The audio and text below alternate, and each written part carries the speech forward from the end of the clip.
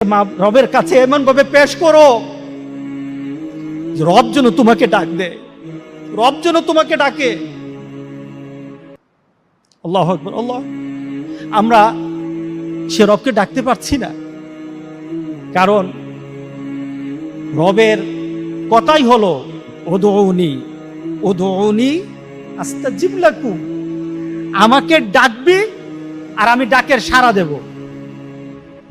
রব আমাকে জানিয়েছেন, আমাদেরকে জানিয়েছেন উদউনি, আমাকে ডাক, আস্তাজিব লাকুম, ডাকবি জবাব দেব, ডাক দিবি জবাব দেব, ডাক দিবি জবাব দেব। সুবহানাল্লাহ, সুবহানাল্লাহ। তাহলে আমরা ডাকছি আল্লাহকে, আমরা তো আল্লাহকে ডাকছি, ডাকে সাড়া পাচ্ছি না। তাহলে বোঝা গেল আমাদের ডাকের মধ্যে আল্লাহকে ডাকা, আল্লাহর কাছে চাওয়া,